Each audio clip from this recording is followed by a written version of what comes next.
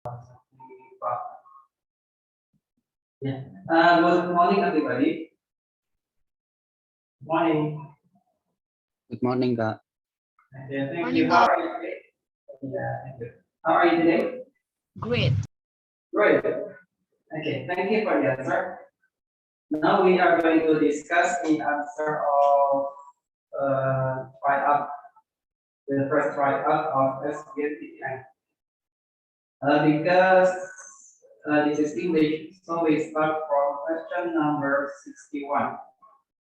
Bahasa Inggris dimulai dari nomor 61 ya. Jadi silakan dicek soal nomor 61.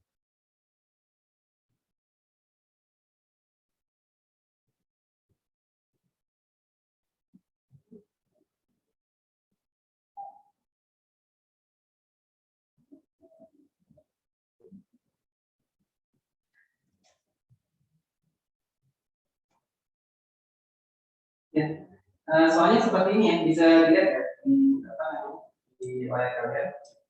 Tapi kan seperti ini harusnya ya. Kalau enggak berarti ada yang salah nih. Misalnya ini soalnya ya. Question number 61. As usual, we don't need to read the text first. We focus on the question first, and then look for the keywords in the text. Kita nggak perlu baca teksnya dulu, fokus ke soalnya dulu aja. Fokus ke soalnya dulu saja, baru kita cari keyword kata kuncinya di teks. For example, question number 61, look at the numbers in the brackets. Where would this sentence be fit? Lihatlah nomor di bawah ini. Kan di masing-masing apa namanya di teks ya, di teks khususnya paragraf semua paragraf ya, ada nomornya ya. Di semua paragraf itu ada nomornya, ada number 1, number 2, number 3, number 4, and number 5. Nah kira-kira kalimat ini paling pas dimasukin ke number berapa? Is it number 1, 2, 3, 4, and 5? Kalimatnya seperti ini. Then in my late 20s, I thought pity for my patients who talk to me about surgical fix or their wrinkles and other signs of aging. Dan kemudian in my late 20s, di usia saya yang ke-20-an yang sudah akhir ya, akhir 20-an, I felt pity, saya merasa kasihan dengan pasien-pasien saya. Utok yang bicara sama saya tentang surgical fix, tentang operasi surgery, operasi perbaikan. Apa yang diperbaiki, their wrinkles, kerutan mereka dan juga tanda-tanda penuaan lainnya. Nah kalimat ini paling pas gimana? Paling pas diletakkan di bracket number 2, di bracket ya, di dalam kurung yang nomor 2. Kenapa? Karena number 2 ini letaknya between the first and the second sentences in the second paragraph. Ya, nomor 2 ini letaknya di paragraf kedua di antara kalimat pertama dan kalimat yang kedua. Nah, kalau kita baca ya kalimat yang pertama ya paragraf 2. Kalau kita baca it really the first sentence in the second paragraph. In the 1980s, I was just beginning as a internist working in a private practice. Pada tahun 1980-an, saya baru mulai bekerja sebagai dokter internis, dokter bagian dalam, bekerja dalam praktek pribadi. Nah, tiba-tiba kalau kalimat setelahnya kita baca, kalau kita baca kalimat setelahnya, I felt that if they, saya merasa bahwa jika mereka, nama mereka-nya siapa? Kalau kita merujuk pada kalimat sebelumnya, sama sekali tidak ada petunjuk they, adanya hanya I. Nah, berarti they-nya siapa? Tiba-tiba ngomongin they ya. Saya merasa bahwa mereka harusnya punya PD yang lebih baik lagi, punya kepercayaan diri yang lebih dikembangkan lagi. Nah, mereka-nya siapa? Nah, karena kita nggak jelas maksudnya menuju pada apa, maka kalimat yang di soal paling tepat terletak di sini. Paling tepat terletak di antara kalimat 1 dan kalimat 2 di paragraf kedua. Sehingga nomor 61 soal kalimat ini paling tepat diletakkan di number 2. Ya, jadi jawabannya adalah yang B, 2. Nah, kalau kita baca kalimat jadi jelas nih. I felt that if they-nya siapa? They-nya adalah my patients. Kita merasa bahwa jika ya Dewi Sukma ya, jadi B-nya adalah my patients, pasien-pasien saya gitu ya. Jadi saya merasa bahwa jika pasien-pasien saya itu ya had a developed sense of self-esteem, punya kepercayaan diri yang tinggi, yang tinggi, Ya maka mereka siap mulai patients. Pasien-pasien saya tidak akan merasa perlu untuk operasi untuk mengubah penampilan mereka. Nah, maka kalimat yang soal nomor sisi ini akan tepat diletakkan pada nomor 2, sehingga jawabannya adalah B. 2. Ada pertanyaan sampai sini silakan. Kenapa? Ini bukan yang di ini di komputernya. Ini. Dah. Kalau ada silakan yang di chat atau ngomong langsung kan. Kalau nggak ada kita lanjut ke soal berikutnya. Sekali lagi nih soalnya sulit banget ya, teksnya juga sulit. Bukan teks anak sekolahan tentang jalan-jalan ke bioskop, teman nenek atau tentang apa ya, dan gitu ya. Ini teksnya sulit tentang penelitian. Jadi memang teks khusus kuliah, yang bahkan anak kuliah juga belum paham. Jadi kalau nggak paham, kalau belum paham silakan ditanyakan ya, jangan malu ya. Pilih Ivansyah, Lutfi, Bisa, Syariah, Dafa dan lain-lainnya. Kalau belum paham silakan ditanyakan, jangan malu. Silakan kalau ada tanya. Kalau ada kita lihat teks berikutnya ya. The next question number 62. Which audience is the author most likely addressing? Kepada siapa teks ini kemungkinan besar, most likely. Likely artinya mungkin, bukan seperti atau apa ya, suka. Kalau suka like, kalau seperti like. Kalau likely artinya mungkin. Jadi most likely paling mungkin. Jadi kemungkinan besar atau paling mungkin teks ini ditujukan untuk siapa? Nah, kalau kita baca kalimatnya, khususnya dari paragraf yang terakhir, kalimat yang terakhir, I believe it is time for members of the medical community. Saya yakin bahwa inilah waktunya untuk para anggota medis untuk examine, memeriksa, examine bacanya, examine.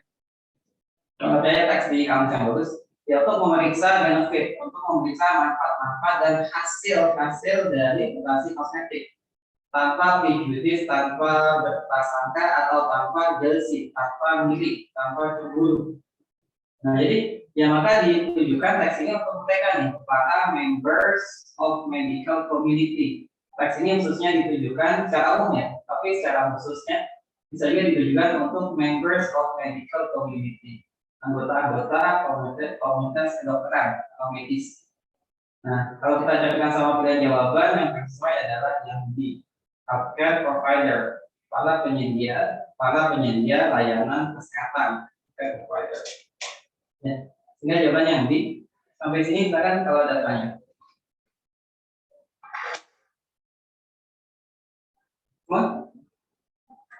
Jangan malu ya, silakan tanyakan kalau berkas.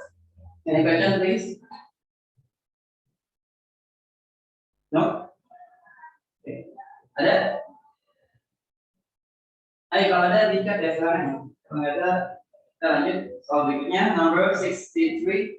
The author would most likely, tadi lagi sudah kita pelajari bahwa artinya adalah mungkin, bukan suka ya, seperti. Jadi paling mungkin si penulis setuju akan pernyataan yang mana? Apakah yang A, cosmetic surgery takes away individuality, operasi kosmetik ya tanpa kepribadian, atau B, ideals of beauty, idealnya kecantikan itu tidak diinformasikan, tidak dibuka secara culture, secara budaya. Yang C, plastic surgeons prey on patients' mind, operasi para dokter bedah plastik menipu pikiran pasien. Yang di American Society is highly competitive. Masyarakat Amerika sangat suka berkompetisi, sangat suka menang dalam kompetisi. Atau yang I, resiko dari operasi plastik itu melampaui manfaatnya.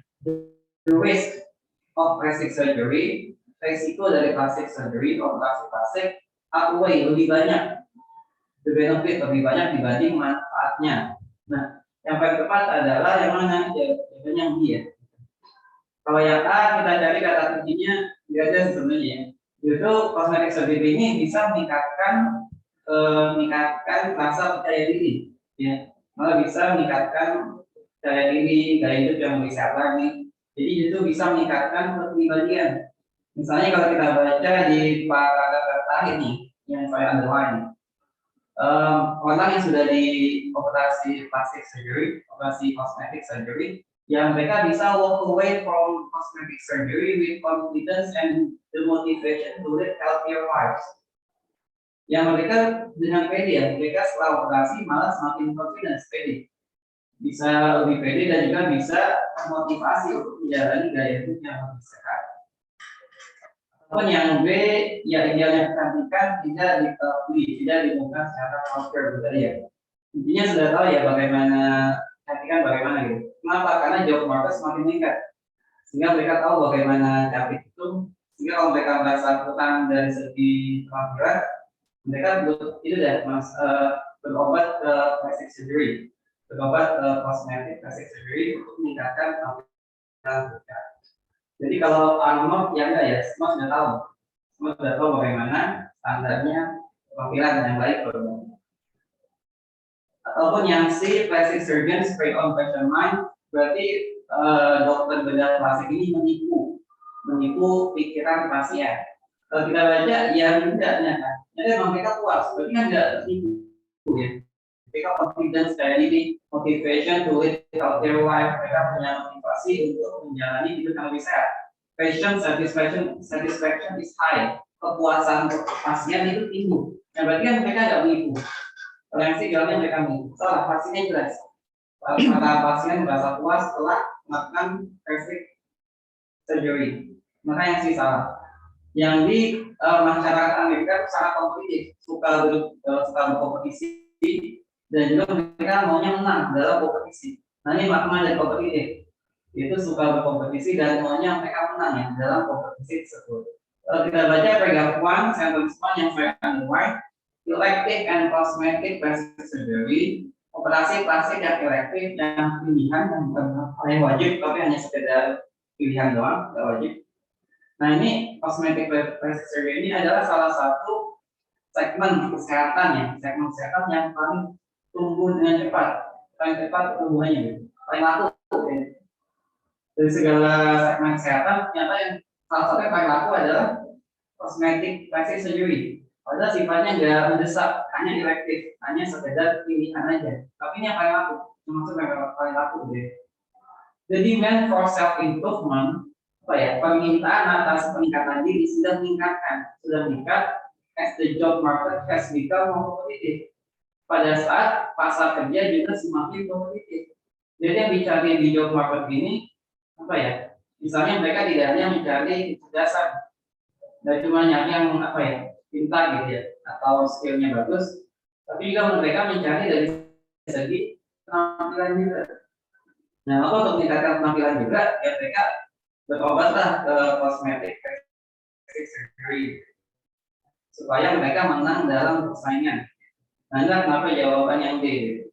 Jadi mereka harus pintar juga, atau skillnya juga bagus, tapi selain itu juga mereka suka meningkatkan penampilan supaya job market ya dalam pasar kerja mereka bisa menang dalam kompetisi. Nah, inilah kenapa jawabannya adalah yang D.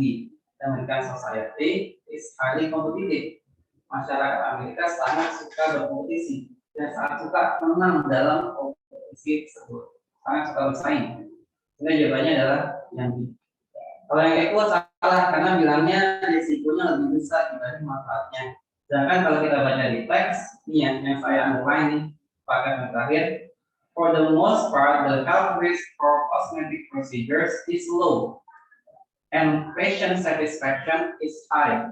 Ya sebagian besar risiko untuk cosmetic surgery ini, operasi kosmetik ini low, rendah, risikonya rendah, and patient satisfaction is high, dan kepuasan pasiennya tinggi. Ya, sedangkan kalau yang E bilangnya risikonya lebih tinggi dibanding manfaatnya. Itu risikonya rendah, kepuasannya tinggi, maka yang E jawabannya 63 yang D, yang delta. Silakan ya kalau ada pertanyaan silakan.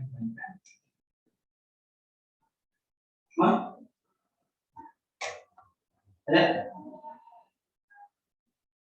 Okay. Lanjut nomor 64, how would the author characterize the motivation of cosmetic plastic surgeons in paragraph 2?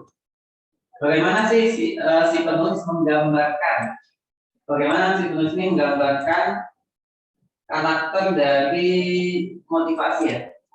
Bagaimana si penulis ini menggambarkan motivasi dari para dokter kosmetik ini dalam paragraf 2. Kalau kita baca paragraf itu,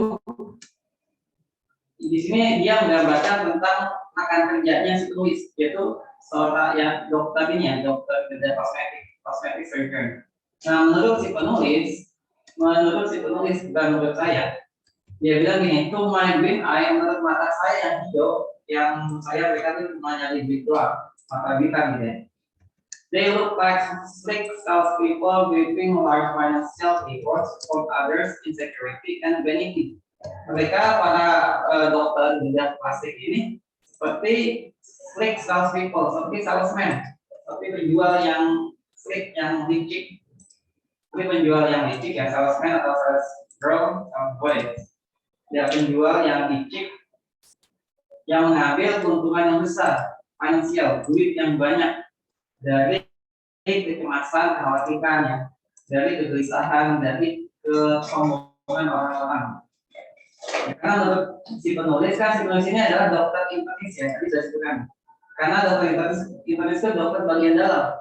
Ya kan bagian dalam itu bisa dibilang lebih penting ya, jantung, dan hati dan teman-temannya lah, paru-paru itu hal yang lebih penting ya, dibandingkan dengan yang sifatnya elektif seperti plastik surgery ini. Nah, jadi menurut si penulis, ya para dokter bedah kosmetik itu adalah mereka mata bintang, ya. Takus lama. Mereka seperti slick sales people, seperti pedagang yang licik, ya. Mengambil banyak duit gitu. Dari ketidaknyamanan orang, dari kegelisahan orang, dari kesombongan orang. Maka number 64 yang baik menggambarkan sikap si penulis terhadap plastic surgeons ini adalah yang greedy artinya takus. Kalau jelas cemburu, yang bukan itu ya, dia merasa cemburu, tapi menurut dia motivasi ya, yang kan motivasi ya. Motivasinya adalah karena mereka greedy. Motivasi dari plastic surgeon ini adalah karena mereka takus. Kalau di profesional enggak, yang si industries bekerja keras, yang di prejudice berprasangka kalah. Jawabannya adalah greedy karena mereka takus. Oke, number 64 yang ini ada pertanyaan kan? Ya, kalau ada pertanyaannya, kalau ditanyakan jangan malu. Sekali lagi ini soalnya sulit dulu.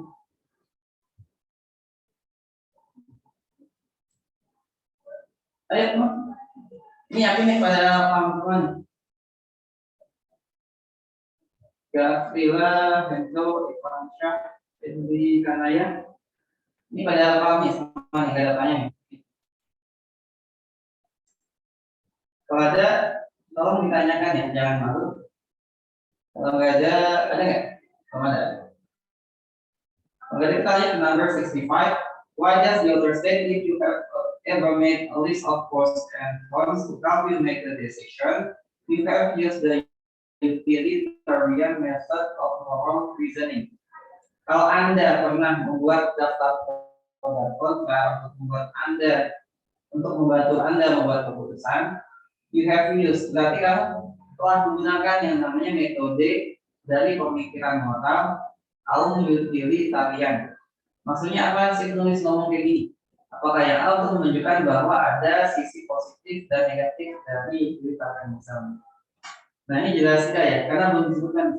Maksudnya apa? Belum sebutin apa negatif ataupun positif efeknya, belum disebutkan pada halaman ini. Atau yang lebih untuk menunjukkan bahwa membuat daftar pros and cons is not an effective way to make a decision. Bukan cara yang efektif, bukan cara yang efektif untuk membuat keputusan. Nah kalau kita baca kalimat ini belum jelas nih efektif atau enggak ya. Belum tentu tidak efektif. Jadi kata notnya dipertanyakan. Yang C bagus, yang C ya, jawabannya C sudah bagus. Untuk menekankan bahwa kaum utilitarian ini mempertimbangkan baik hal yang bagus dan juga hal yang jelek sebelum membuat keputusan. Yang C bagus. Yang D menunjukkan bahwa readers akan belajar, para pembaca akan belajar cara membuat keputusan menggunakan pro atau kontra. Harusnya daftar pro and cons ya, bukan pro and cons, cuma or atau. Pro atau berarti salah satu doang dong. Daftar pro-nya doang atau cons-nya aja. Ya cons-nya aja atau cons-nya aja gitu. Nah kan yang kita adalah daftar pros and cons. bukan pro or con ya. Jadi yang B salah karena ada kata or. Harusnya pro and cons, dapat pro dan kontra, bukan pro atau kontra. Terakhir, to show the readers untuk menunjukkan pembacanya bahwa mereka mungkin sudah familiar, bahwa mungkin mereka sudah familiar, sudah tidak asing dengan prinsip-prinsip kaum utilitarian. Nah, inilah kenapa jawabannya yang Eko. Kenapa? Karena paling terwakili yang ada di sini. If you have ever met, jika andanya siapa? Andanya adalah the readers, pembaca. Jika anda para pembaca mengambil this pro and cons untuk membuat anda membuat keputusan, membantu anda membuat keputusan, maka anda you the readers mungkin sudah familiar dengan cara dengan prinsipnya si pemikiran utilitarian, itu membuat daftar pro dan kontra. Jadi kenapa si penulis menyebutkan kalimat ini adalah untuk menunjukkan bahwa para pembaca ini sudah familiar nih, sudah familiar dengan cara pemikiran utilitarianism, itu dengan cara membuat pro dan kontra sebelum mengambil keputusan. Sehingga jawabannya adalah yang E. Sampai sini silakan ya kalau ada yang mau ditanyakan.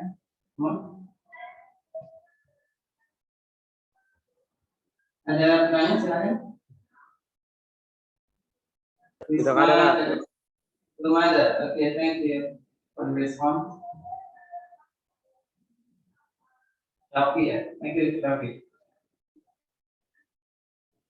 Lanjut, 66. It can be predicted that stealing from the rich to give it to the poor would be. Dari teks di sini bisa kita simpulkan ya, bisa kita prediksikan bahwa mencuri dari orang kaya lalu dikasihkan hartanya tadi atau punya tadi pada orang miskin, itu bagaimana? Nah, kalau kita baca dari paragraf ya, disebutkan bahwa one of the main ethical theory, salah satu teori etis mereka adalah ya para kaum utilitarianism ini positif berpendapat bahwa memandang bahwa kunci untuk memutuskan apa sih yang benar ataupun salah secara moral adalah konsekuensinya. Jadi suatu hal itu dianggap benar atau suatu hal itu dianggap salah itu dilihat dari konsekuensinya. Whether our intentions, apakah niat kita itu good or bad, bagus atau jelek, itu nggak relevan, nggak penting ya. Dalam soal akal niat itu nggak penting. Yang penting adalah hasilnya, resultnya, konsekuensinya. Nah itu lebih penting. Kalau mereka bagi kaum utilitarian ini, kalau hasilnya membawa happiness, kebahagiaan, ya berarti itu bagus. Berarti secara moral bagus. Kalau bikin sengsara, berarti secara moral jelek. Jadi yang penting bukan niatnya ya, kalau menurut saya. Tapi kita nggak usah terlalu ngikutin ya, kalau yang seperti ini. Maka yang A, bagaimana yang A? Yang A benar. Karena punya niat yang bagus. Morally right because it has good intention. Bisa jadi benar ya, bisa jadi benar. Tapi salah di alasannya. Karena yang A bilangnya it has good intention, punya niat yang baik. Kan tadi sudah disebutkan bahwa whether our intentions are good or bad is irrelevant. Jadi yang dilihat bukan dari intention, bukan niatnya, tapi hasilnya, konsekuensinya. Maka yang A salah, karena yang A bilangnya karena punya niat yang bagus, intention yang bagus. Tidak penting, niat itu tidak penting buat mereka. Ini adalah konsekuensi atau hasilnya. Maka yang A salah. Yang B salah karena melanggar hak orang itu nggak penting. Yang penting bawa kebahagiaan atau enggak gitu aja pikiran mereka. Maka yang B juga salah. Yang C benar karena konsekuensinya positif. Nah, jadi jawabannya adalah yang C. Karena hitungan secara moral right atau wrong adalah dari konsekuensinya. Karena dianggap membawa kebahagiaan ya, khususnya bagi orang miskin. Dan maka mencuri orang kaya lalu dikasih pada orang miskin, ini dianggap secara hal yang benar. Because it has positive consequences. Karena membawa konsekuensi yang positif. Maka nomor jawabannya yang C. Ada tanya jangan?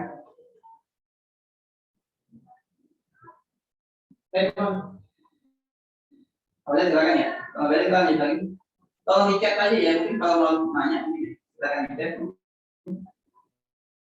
Kalau boleh kita lanjut lagi ke soal berikutnya, number 6. Lanjutkan. Oke, Tamara. Thank you, Tamara.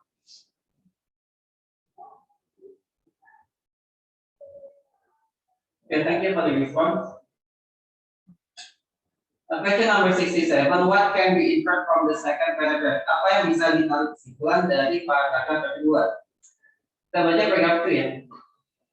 According to utilitarians, we should choose to do what that which creates the greatest amount of good or happiness for the greatest number of people. Bagi kaum utilitarian, kita harus memilih untuk melakukan apa yang menciptakan. Yang mana yang menciptakan greatest amount of good, paling banyak kebahagiaan untuk the greatest number of people, untuk sebagian besar jumlah orang ya. Jadi yang paling banyak membawa kebahagiaan bagi paling banyak orang. Nah itu yang harus dipilih bagi kaum utilitarians. This can be difficult to determine though. Tapi ini bisa sulit untuk diputuskan. Tapi ini bisa sulit untuk ditentukan. Nggak segampang itu. Kenapa nggak segampang itu? Karena ada dilematis nih. Karena seringkali X suatu perbuatan bisa menciptakan happiness, kebahagiaan bagi banyak orang. Tapi short term dalam jangka pendek bisa jadi misalnya kesengsaranya malah dalam jangka panjang. Karena dia dibilangnya bukan dari segi lama atau sebenarnya, enggak, tapi dari segi betapa orang bahagia gitu. Jadi bisa jadi yang bahagia banyak, tapi bahagianya cuma short term, bukan long term. Atau sebaliknya, hal lainnya adalah dia bisa jadi harus end and sacrifice the happiness of one or of few for the happiness of many. Mereka harus mengakhiri, mereka harus mengorbankan kebahagiaan orang lain demi kebahagiaan orang yang banyak. Jadi ini hal-hal yang bikin jadi problematik ya. Kenapa tidak semudah itu mengambil keputusan dengan cara pemikiran kaum utilitarian? Maka jawabannya adalah yang A. Using utilitarianism to make a moral decision is not always easy. Menggunakan pemikiran paham kaum dari utilitarianism untuk membuat keputusan moral ini enggak selalu gampang. Banyak konsekuensinya yang harus dipertimbangkan. Maka jawabannya adalah yang A. Ada tanya nggak ya? Kalau yang B salah ya, karena pengorbanan belum tentu hal yang common, hal yang umum dalam masyarakat modern. Ya, makanya yang bisa. Ya kalian saya kalian kan teman gitu ya, demi orang lain belum tentu. Kita belum tentu ya. Jadi kalau yang B bilangnya pengorbanan adalah hal yang umum dalam masyarakat modern, belum tentu. Yang C salah karena mereka tidak bicara soal long term atau short term. Di sini tidak dikembangkan ya antara long term atau short term. Maka yang B juga salah, yang C juga salah. Yang D pro and cons list. Pada paragraf 2 ini tidak disebutkan masalah list pro and cons. Pro and cons list itu disebutkan pada paragraf 1. Jadi nggak sesuai sama soalnya. Soalnya kan yang ditanyakan paragraf 2, bukan paragraf 1. Kalau yang ini bilangnya bisa menciptakan masalah gitu. Nyatanya enggak, itu seringkali membingungkan. Maka yang 7 jawabannya A. Nah, kan sampai di sini ya penjelasan untuk soal nomor 7. Kalau ada yang belum jelas, silakan ditanyakan.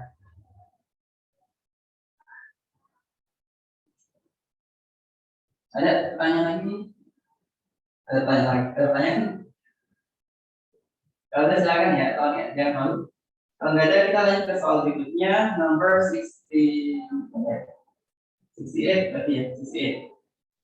Where should the paragraph be best added to the passage? Paragraf yang ini paling tepat dimasukkan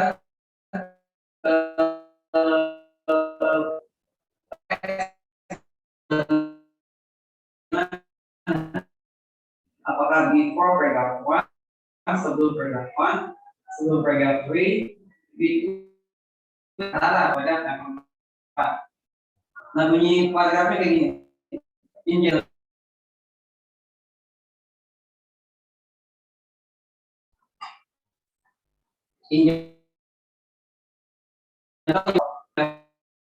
Soal